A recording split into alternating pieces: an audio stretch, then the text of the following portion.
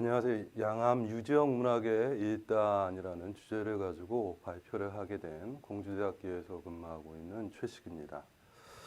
우리가 양암 유지역 선생 같은 경우에는 일단 여러 가지로 생각해 볼 게 있습니다. 첫 번째는 의당 박세화 선생님하고의 관계, 그 다음에 회당 유흥선 선생과의 관계입니다. 먼저 유지역 선생님에 대해서 알아보겠습니다. 본관은 문화 유씨이시고요. 자는 수여, 호는 양암이고요. 양암이라는 호는 의당 박세화 선생님이 주신 거로 알려져 있습니다. 1886년에 충남 청풍 북면 그 계양동에서 태어나셨는데요. 오늘날의 행정구역으로 본다면 제천 금성면 진리라고 하는 곳입니다. 옆에는 선생님의 영정이고요. 그래서 유지혁 선생님을 봤을 때 이제 중요한 게 우리가 이제 어떤 분한테 수학을 하고 그분이 또 학문은 또 어떠했는가를 좀 살펴보아야 됩니다. 아까 말씀드렸던 것과 같이 의당 박세화 선생님, 그 다음에 회당 유응선 선생님한테 수학을 받으셨고요. 그 다음에 아까 말씀드렸다시피 암서재라고 하는 곳에서 제자들을 육성하시고 강학 활동을 하셨고요. 또 양암 선생님 같은 경우에는 그 병산영당이라고 하는 것을 창건하는데 아주 크나큰 공적을 세우셨습니다.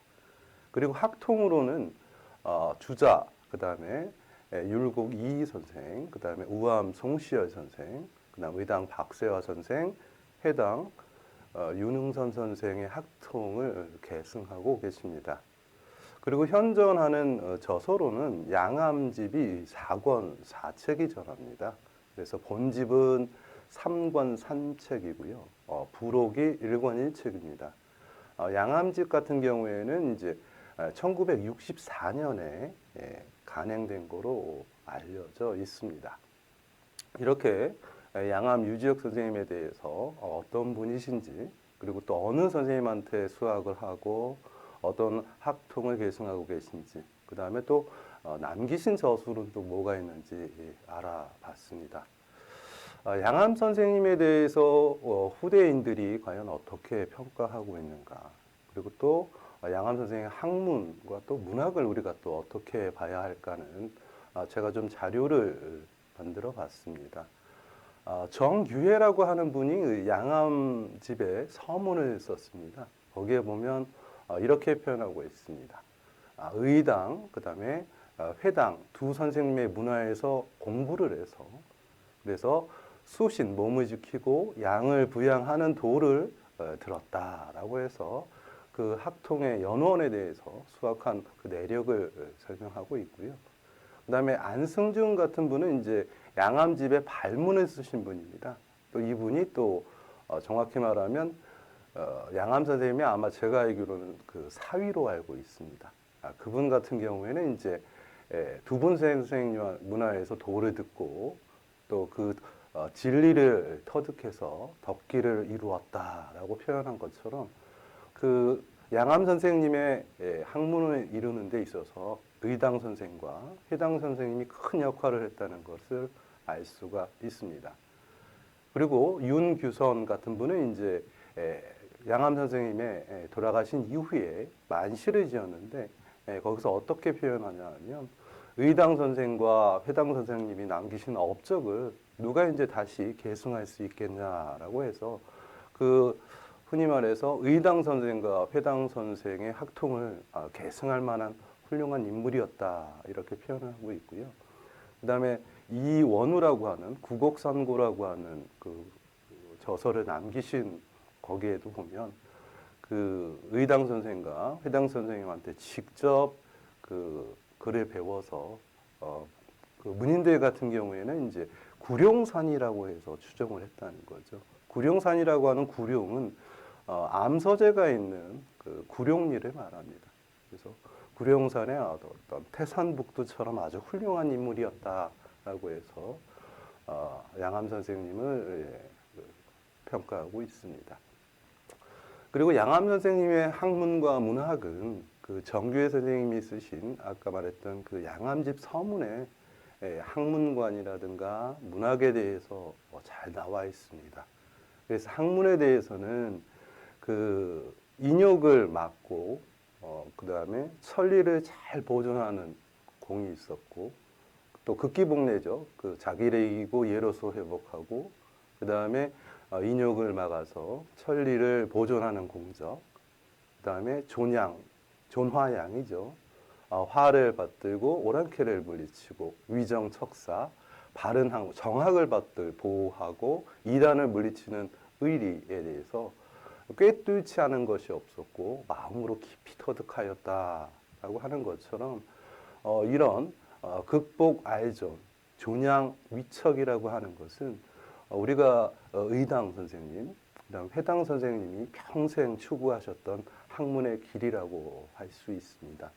또 문학 방면에 있어서는 당시를 슬퍼하시고 또 도를 근심하셔서 간기한 마음을 다 한결같이 시에다 표현을 했다라는 말씀을 하시고 그러면서 시도 운격이 아주 맑고 원대하였다라고 평가하고 있습니다. 그래서 양암 선생님의 어떤 학문이라든가 문학을 알기 위해서는 선생님이 남기신 그 양암집이라고 하는 저수를 봐야만 보다 깊이 알 수 있을 거라고 생각을 합니다. 그리고 또 양암 선생님 관련 연구는 제가 이제 연구 현황을 좀 찾아봤습니다. 근데 그게 많지가 않습니다. 기존의 연구는 의당 박세화 선생님의 어떤 학통을 계승한 그런 인물로서 살폈던 정경원 선생의 논문들이 있었고 또 그 용화변이라고 하는 측면에서 밝혔던 신유한 선생님의 글이 있었습니다. 아마도 의당 선생님하고 관련된 글은 제가 예전에 그 글을 쓴 게 있는데 거기서 이제 용화구곡하고 관련해서 의당의 문인 중에서 아까 설명해 드렸던 구곡 이원우 선생, 그 다음에 해산제 양재명 선생, 그 다음에 양암 유지혁 선생에 대해서 구곡시 관련해 가지고 용화구곡과 관련해서 했던 연구가 아마 본격 연구의 어떤 시발이라고 할 수 있겠습니다. 그래서 양암집을 전체적으로 소개를 드리자면 아까 말씀드렸다시피 4권 4책의 분량입니다. 그래서 양암집은 4권 같은 경우에 우리나라는 이제 원형이정이라고 표현을 했는데요. 그래서 이제 양암집 원에 해당하는 권 1은 서문은 아까 말씀드렸다시피 이 정규회라는 분이 쓰셨고요. 이 권 1에는 사, 금조, 그다음에 부가 한 편씩 수록되어 있고 나머지는 전체가 시입니다. 절구는 194제에 247수가 수록되어 있고요. 율시는 193제에 206수가 수록되어 있습니다. 이 밖에 고시가 11수 수록되어 있습니다. 이 시에서 보면 대체적으로 보이는 것들이 이제 몇 가지가 있는데요. 크게는 이제 의당 선생님과 회당 선생님과 관련된 시, 그다음에 그 문인들과 교유한 시, 그다음에 이제 그 문인들의 들이 이제 작고한 이후에 쓴 만시 이런 것들이 볼 수 있습니다. 그래서 그걸 통해서 본다면 현재 그 의당 선생님과 관련된 그 문인록이 지금 없는 상태입니다. 그렇게 봤을 때 제천 지역의 의당 선생들의 문인들의 현황을 이 글을 통해서 양암집이라고 하는 문집을 통해서 살필 수 있지 않을까 생각을 합니다. 다음은 2권인데요. 양암집 평이라고 되어 있습니다. 여기에는 이제 편집글이 굉장히 많이 수록되어 있습니다. 전체가 편집글인데요.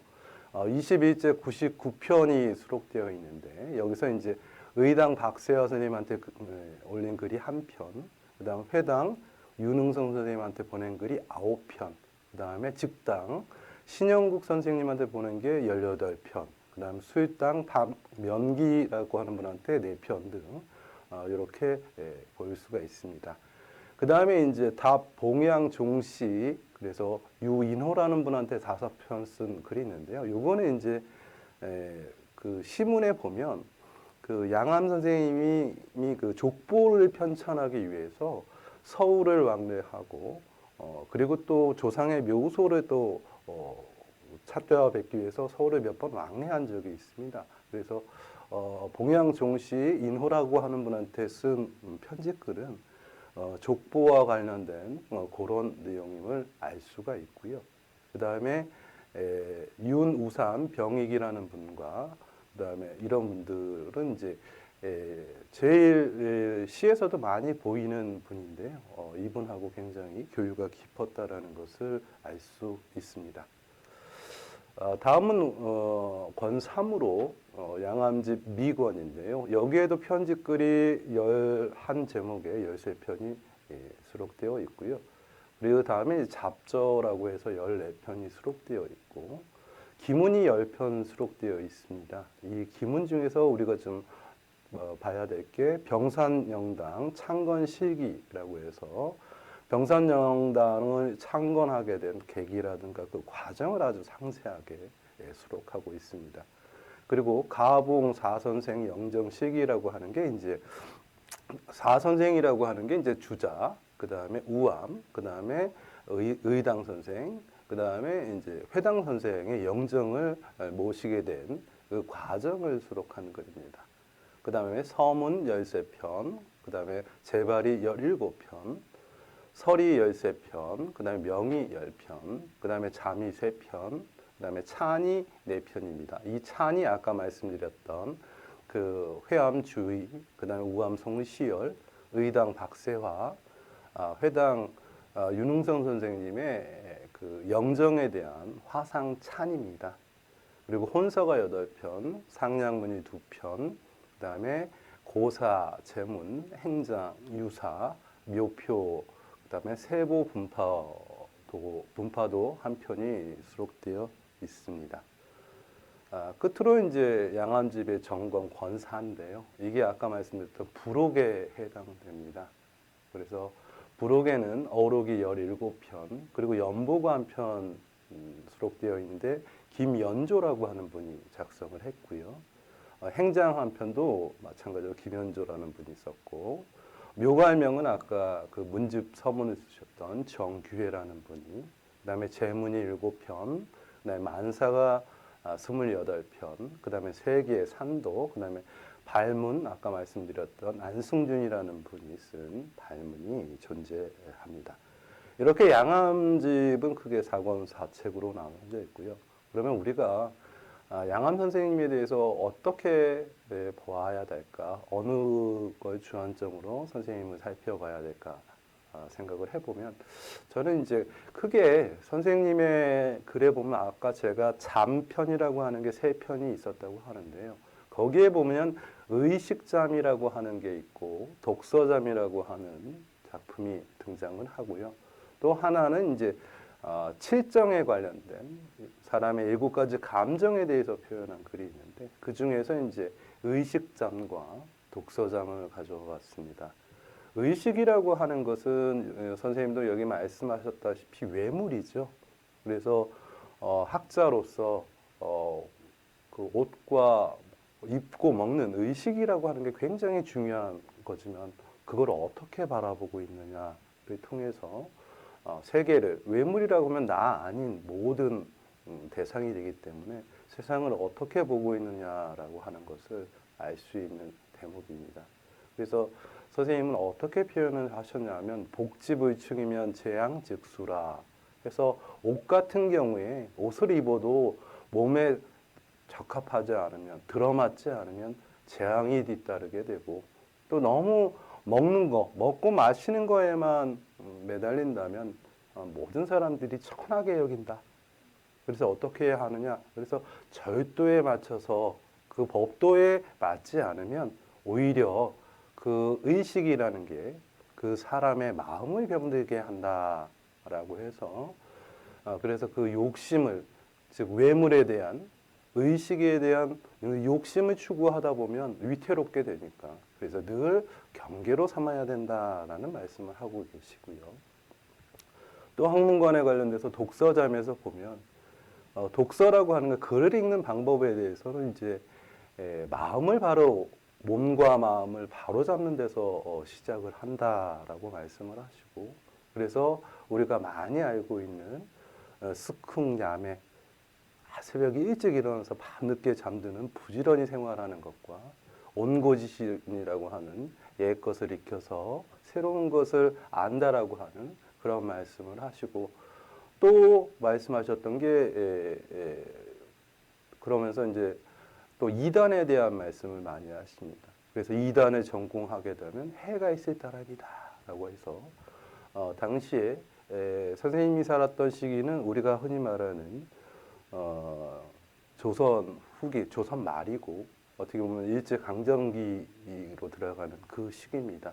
그렇기 때문에 선생님이 말씀하셨던 존화양이라든가 위정척사 그 이단이라고 하는 것들이 굉장히 횡행하던 시절이었죠. 그래서 선생님은 이런 식으로 이단을 전공한다면 그건 뭐냐 유학에 있어서의 해가 될 뿐만이 아니다라고 말씀을 하고 계십니다. 어떻게 보면 의식잠이나 독서잠이라고 하는 것은 양암 선생님이 세계를 어떻게 보고 계시고 또 학문을 어떻게 해야 되는가라고 하는 그런 생각을 아주 분명하게 보여주는 작품이라고 할 수 있겠습니다. 특히 이제 양암 선생님하고 관련돼서 이제 학통에 관련된 이야기를 드리고 싶은데요. 여기서 나왔던 그 제가 말씀드리고 싶었던 건 이제 아까 찬이 네 편이 있다고 했는데 그래서 이제 특히 이제 주자, 주희, 회암 주희, 그다음에 우암 송시열, 그다음에 여기 보시면 의당 박세아 선생님, 그다음 회당 윤흥성 선생님을 화상에 찬을 남기고 있는데 이걸 통해서 양암 선생님의 학통의 인식을 면면을 살필 수가 있습니다. 그래서 주희 같은 경우에는 의례가 폐해지자 주자가 가래가를 만들었고 춘추가 끊어지자 강목이로 계승했다라고 하면서 선생은 주자와 공자 이후에 한 사람이다라고 명확하게 이야기하면서 이전의 성인에 계승하고 후학을 열어주는 그런 큰 업적을 갖고 있다. 우리가 흔히 말하는 개왕계례지요. 그 이전의 성인을 계승하고 후학을 이끌어주는, 열어주는 그 역할을 했다고 평가하고 있습니다. 또한 우암 선생 화상 찬에서 보면 요 밑에 보면 오뚝하구나 주나라를 받든 대이여 또 탁월하구나 주자를 보호한 성대한 공이여. 그래서 한마디로 말하면 우암 선생 같은 경우에는 우리나라에 있어서 존주양이라고 하는 그 의리를 널리 천명한 분이시고 또 주자학을 널리 옹호했던 분으로 알려져 있습니다. 그리고 또 한편으로 알려져 있는 게 우암 선생 같은 경우에는 이제 숙명배청이라고 해서 북벌론을 주창한 분이기도 하죠. 그래서 이제 큰 뜻은 비록 이루지 못했지만 그 의리는 천하에 아주 밝았다라고 표현을 하고 있습니다. 다음은 의당 박세아 선생 화상 찬입니다. 여기에 보면 이제 볼 수 있는 게 동주의 도가 동쪽 주나라의 도가 희미해지자 소왕은 그 공자님이죠. 공자님이 크게 이루셨고 남송의 덕이 쇠해지자 주자가 태어나셨으며 또 명나라 시절에 우함이 우리나라에 태어났다라고 해서 그 우함 선생을 어떻게 보면 그 남송 때의 주자에 버금가는 인물로 표현을 합니다. 그래서 그 형상은 산악처럼 드높고 그 가슴은 하해처럼 넓다라고 표현하고 있습니다.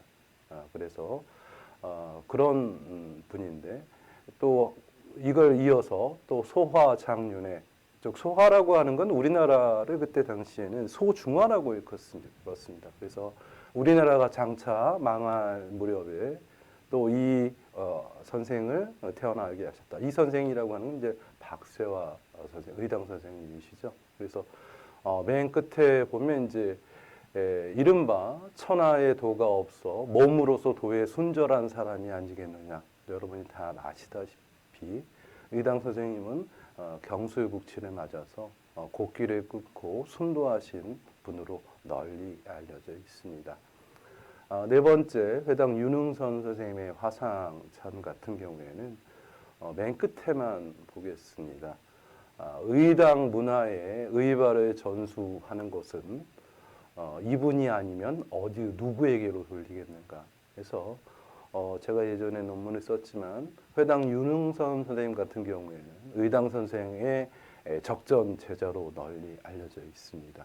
그리고 아까 살펴본 것처럼 양암 선생도 회당 선생님의 또 제자이기도 합니다.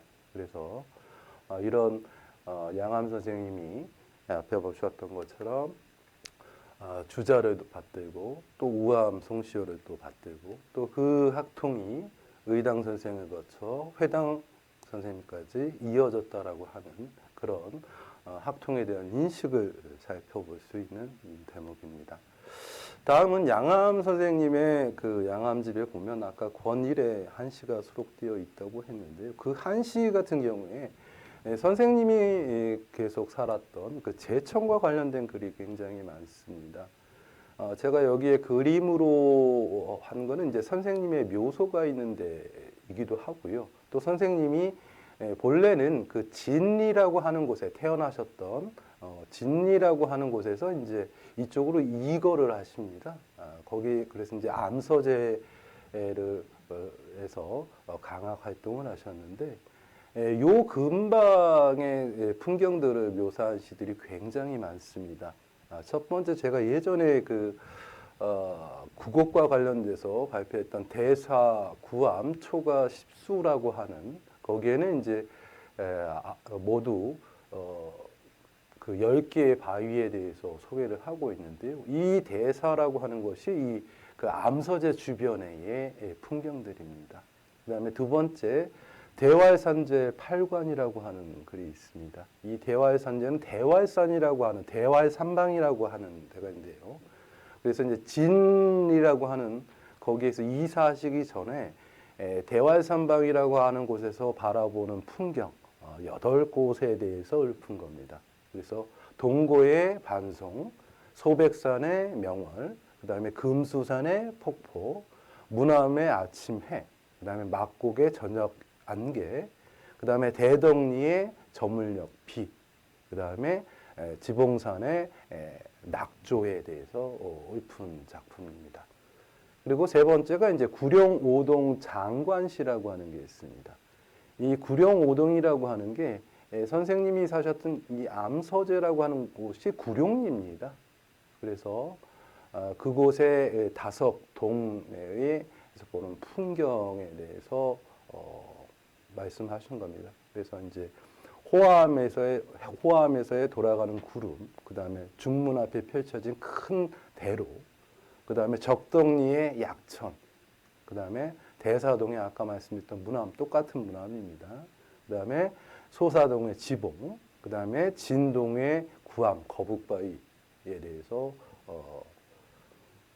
연작시를 남기고 계십니다.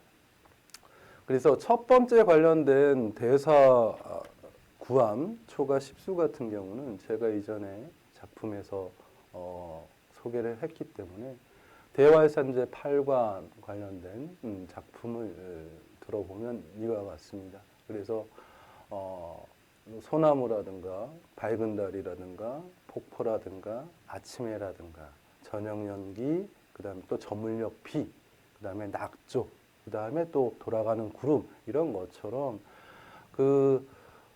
당시 사셨던 그 주변에 대한 풍경을 묘사한 작품이 굉장히 많습니다. 이건 제가 왜 중요하게 보는 거냐 하면 그 의당 선생님이 그 불억산에서 용화 구곡이라고 하는 걸 만드셨고 거기서 이제 강학 활동을 하시면서 다양한 시를 창수하십니다. 마찬가지로 그러한 용화 국곡과 관련된 연작시를 지은 것과 마찬가지로 시를 지은 것과 마찬가지로 양한 선생도 자기가 근거하고 있는 자기가 살고 있는 대화 삼방을 근처로 주변의 풍광을 이렇게 시로서 담아내고 있다라고 볼 수 있습니다.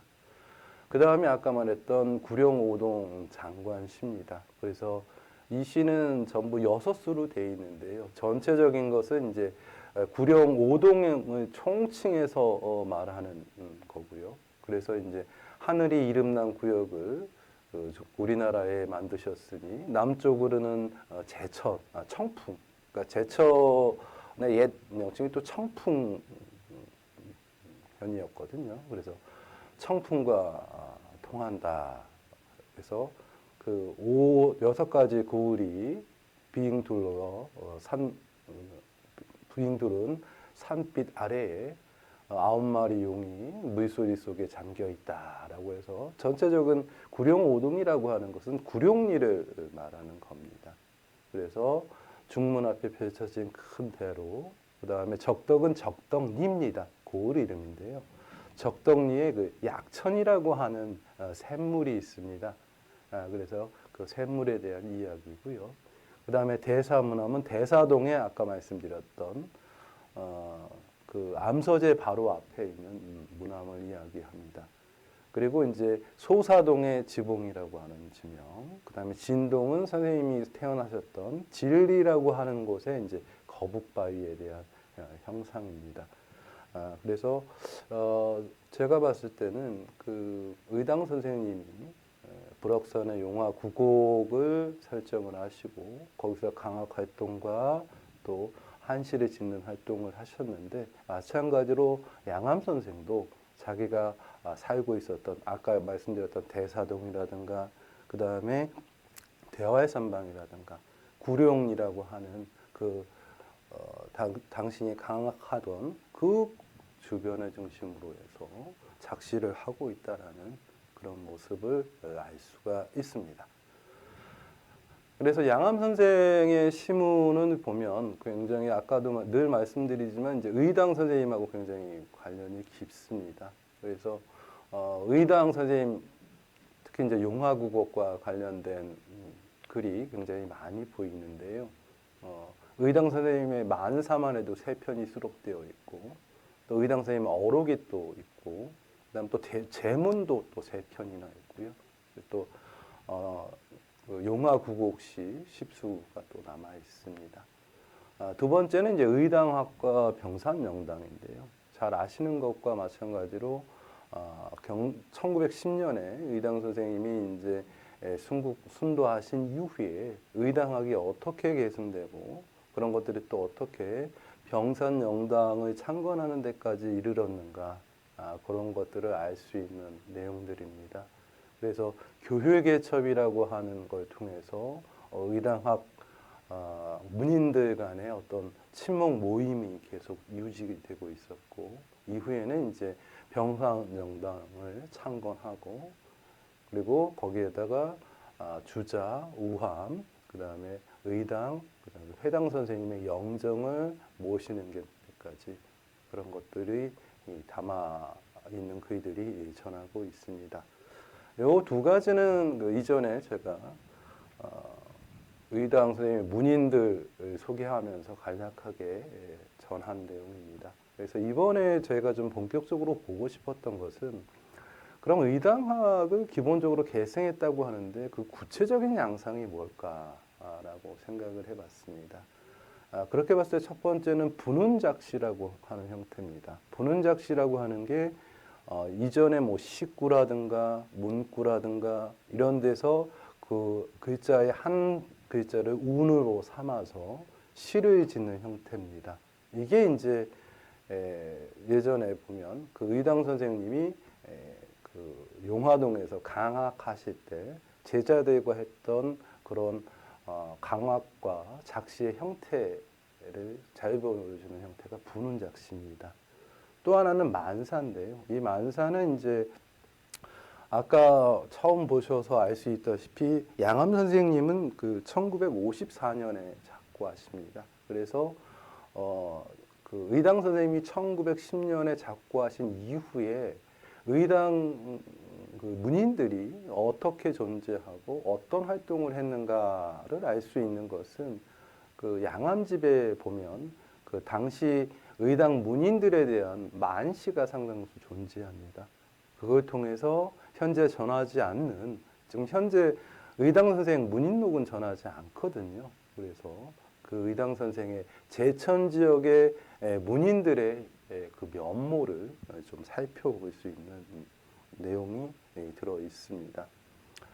의당학의 계승 양상과 관련해서 이제 분운작시라고 하는 걸 제가 말씀드렸는데요. 그래서 병원년에 지은 오원고시 같은 경우에는 학문지도는 무타라 국이 방심이라 해서 이제 맹자에 있는 내용을 갖고 글자를 해서 운을 짓는 시입니다. 이거 같은 경우에는 제가 예전에 한번 소개를 했고요.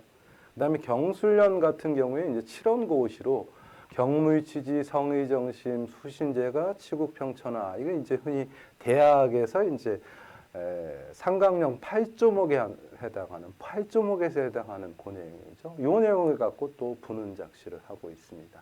그리고 또 김효년의 칠원고시로 이곡정정 옥녀봉이라고 하는 데에서 운자를 해서 시를 짓는데요. 이곡정정 옥녀봉이라고 하는 건 이제 주자의 무의도가의 두 번째 무의구곡가 중에서 두 번째 곡에 해당하는 그 내용입니다. 그리고 김효년에 또 칠원고시를 짓고 있는데 등화초가친이라고 하는 문구에서 한자를 떼어다 쓰고 있고요. 그 다음에 신사년에 오원고시를 짓고 있는데 용화구곡이라고 하는 것에서 운자를, 그 다음에 또 오원고시를 또 한 수 짓고 있는데 원형이정에서 또 한자를, 그 다음에 임오년에는 중산제라고 하는 제실 이름이죠. 여기에서 뽑아서 시를 짓고 있습니다.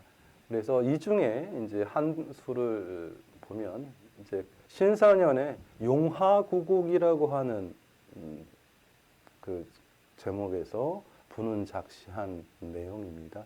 거기에 보면 첫 구절이 청풍대미산, 그죠? 용화동의 그 불억산은 일명 또 대미산이라고 부르거든요. 그래서 청풍연의 대미산 한 구역이 용화동이라네로 시작을 하죠. 그래서 이곳은 어떤 곳이냐? 의당 선생과 회당 두 선생님이 아침 저녁으로 현송을 베푼다. 현송이라고 하는 건 이제 학문을 글을 읽고 강학하는 모습을 현송이라고 하거든요. 그래서 용화구곡이라는 건 뭐냐? 바로 의당과 회당 두 선생님이 아침 저녁으로 제자들을 양성하던 곳이다 라고 이렇게 말씀하고 계십니다. 이런 것처럼 단순히 용화구곡이라고 하는 풍경을 읊을 수도 있지만 여기서는 그 용화구곡이라고 하는 운자를 통해서 용화동이라고 하는 곳이 의당 선생과 회당 선생님이 강학하던 그런 공간으로서 자리매김했다라는 것을 잘 보여주고 있는 작품입니다. 그렇기 때문에 이러한 작품들을 통해서 의당 선생과 회당 선생님은 그 문인들에게 있어서 영원히 잊혀지지 않는 그런 인물이자 또 스승으로서 각인되고 있다라는 것을 알 수가 있습니다. 다음은 의당학의 계승양상이라고 해서 제가 아까 만사라고 하는 걸 말씀을 드렸는데요. 그래서 이제 만사가 굉장히 많습니다. 그래서 그 문집을 보시면 그 아버님을 대신해서 쓴 만사도 있고, 그다음에 주변의 인척에 대한 만사도 많습니다. 근데 제가 여기서 주목한 것은 의당 선생님의 문인에 해당되는 분들에 대한 만사를 한번 봤습니다. 그래서 이성원 수영 만사, 그다음에 양해산 제명 만사 같은 경우는 이 두 분 같은 경우에 이제 용화동에 이제 용화 용화 영당이라고 하는 게 있었죠. 그때 이제 한국 전쟁통에 난리통에 이제 영정을 잘 모시고 해서 근데 이제 병산 영당이 건립이 되는데 그때 아주 굉장히 큰 기여를 하신 분들입니다. 그래서 이 두 분은 제가 예전에 이전 논문에서 요 분들에 대해서는 소개를 한 바가 있습니다. 그리고 이제 회당 윤흥선 선생님의 만사가 있고, 그다음 또 특히 좀 주목해 볼 만한 게 근제 이한영 선생의 만사가 3편이나 존재를 합니다.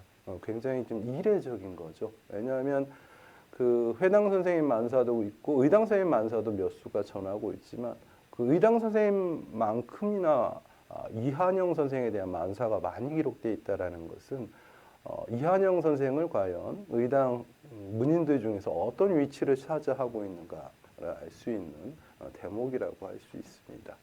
그다음에 화해당 신태학 선생에 대한 만사가 있고요. 그다음에 이제 의병 활동으로 널리 알려져 있는 사암 안재극 선생의 만사가 있고, 그다음에 직당 신영국 선생의 만사가 있습니다. 그래서 이 중에서 저는 근제 이한영 선생의 만사 3편을 통해서 우리가 지금 근제 이한영 선생님 같은 경우에 정확한 그 활동 양상 어떤 일을 하셨는지에 대해서 잘 밝혀져 있지 않습니다.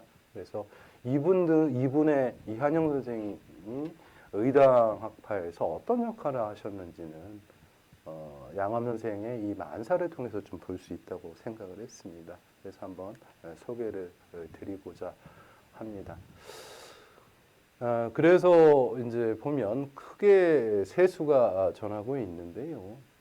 그래서 7원 절구가 2수고요. 그 다음에 7원 율시가 1수입니다.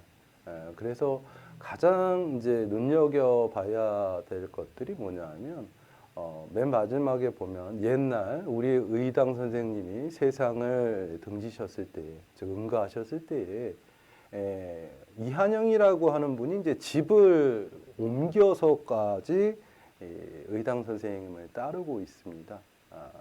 그래서 가난한데도 즐거워하고, 그래서 얼마나 아마도 이한영 선생이 굉장히 나이가 많았던 거로 보입니다. 그래서 백발에도 경전을 공부하느라 늙음이 이르는 줄도 몰랐다. 그래서 의당 선생님이 이제 화양동에서 강학하신 적이 있었거든요. 그때도 따랐고, 또 보면 이제 용화구곡을 유람했을 때 그때도 항상 그 이한영 선생이 따랐다는 거죠. 그래서 한마디로 얘기하면 이제 평가하고도 관련된 것 같습니다. 의당 선생님이 도에 순국하시자 이한영이 또한 따랐으니 나는 우리 사문을 위해서 통곡하면서 이 만사를 짓는다라고 표현하고 있습니다. 그래서 우리가 근데 이한영 선생에 대해서는 단순히 그냥 의당 선생님이 문인이라고만 알려져 있는 것 같습니다. 근데 이런 글들을 보면 실질적으로 의당 선생님을 늘 곁에서 수발하고 따랐던 그런 의당학에 있어서는 굉장히 중요한 인물이지 않을까, 그런 걸 한번 생각해 보게 됩니다. 다음으로는 그 직당 신태학 선생의 만사와 그 사암 안재극 선생의 만사입니다. 활당 신태학 선생 같은 경우에도 보면 이분도 이제 용화동에 와서 배움을 하셨던 분이고요. 그다음에 이제 안재극 선생 같은 경우에 이제 맨 끝에 보면 어떻게 평가를 하냐면 세상이 지금과 같은데 공이 이미 떠나갔으니 사문을 업적을 누가 맡아서 그 일을 하겠냐. 그래서 우리가 단순히 안재극 선생을 의병이라고 하는 그 의병 활동에만 주목하고 있는데 학문적으로도 굉장히 그 의당 학파를 계승한 인물로 봐야 하지 않을까 하는 생각을 해봅니다. 그래서 저는 이렇게 양암 선생님의 문학을 뭐 사관사책이나 내는 양암집을 전부 소개할 수는 없었습니다. 그래서 선생님의 외물관, 그 다음에 선생님의 학문관, 그리고 또 선생님이 제천과 관련된 또 작품들, 그 다음에 의당학을 계승하는데 어떤 역할을 하셨는지 그 일단을 살펴보는 것으로서 제 발표를 마치고자 합니다. 이상입니다.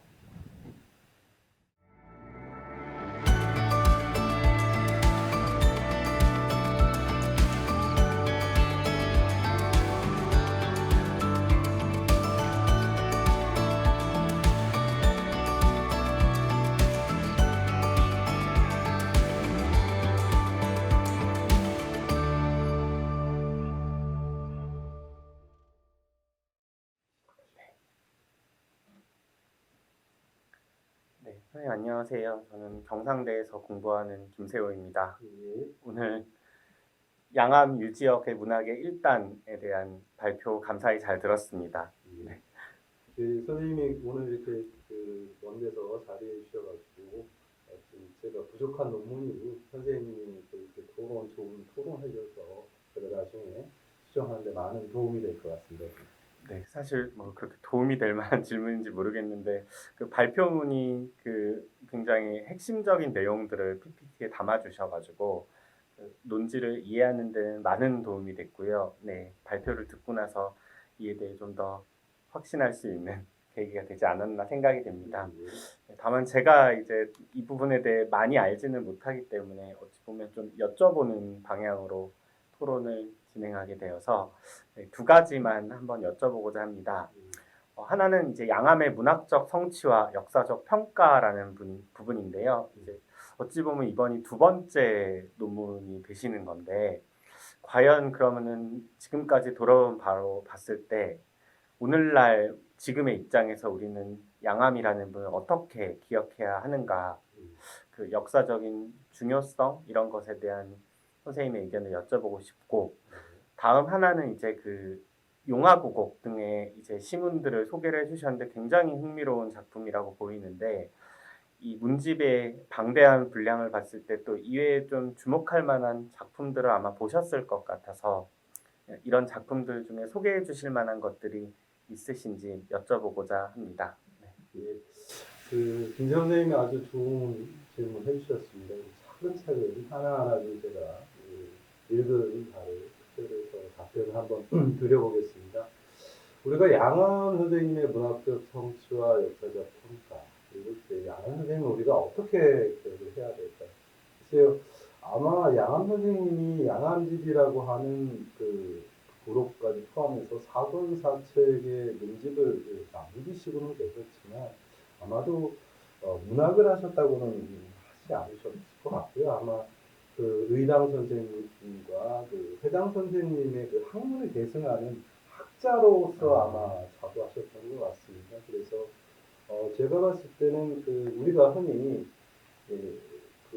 유학과 관련해서 성리학도 마찬가지지만 성리학이 이제 일제 강점기 이후에 오늘날 굉장히 어떻게 위치가 바뀌었는가, 오늘날의 곳곳에 서원이라든가 그런 것들이 존재하고 있지만 양암 선생님의 문집을 통해서 본다면 일단 박세화 선생님이 제천 지역에서 하셨던 강학 활동이라든가 혹은 또 항맥이라든가 이런 것을 오늘날 볼 수 있는 그런 귀중한 자리라고 생각하고요.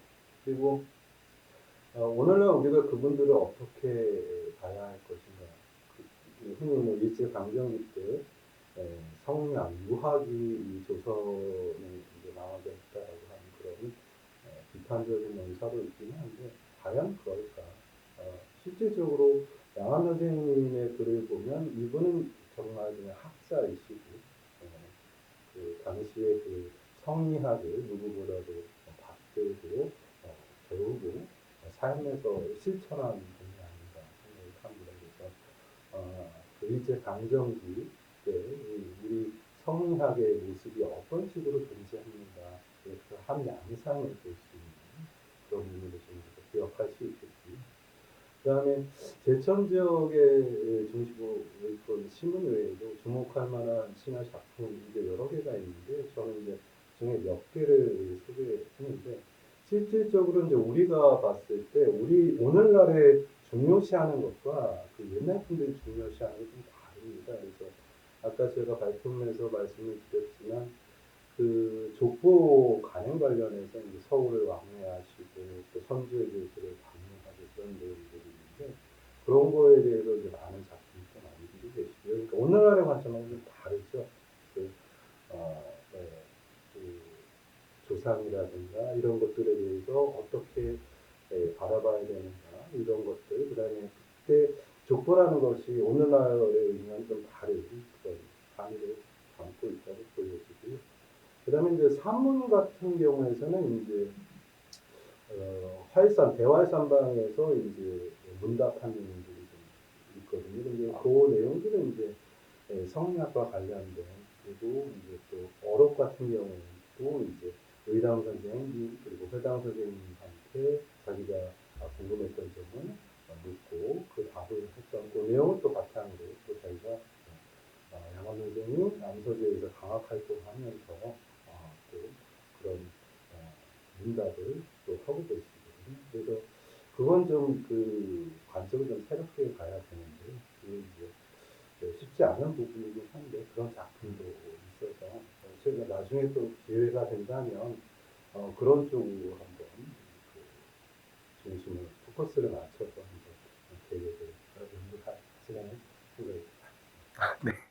이 문학에다가 이제 학문에다가 저는 또 여기 말씀해주신 곳들이 지금 어떤 모습으로 전하는지 굉장히 좀 궁금해서 뭐 현장과 결부된 연구 등등이 앞으로 많이 진행될 수 있는 성과가 아닐까 기대를 하겠습니다, 선생님. 네. 예, 그래서 뭐 양암 선생님도 그렇지만 의당 선생님도 그렇고 회당 선생님도 그렇고 이제 오늘날의 그 지역에 뭐 제천뿐만 아니라 각 지역에 많은 그 오늘날 말로 말하면 유림이라고 하는 그런 분들이 굉장히 많습니다.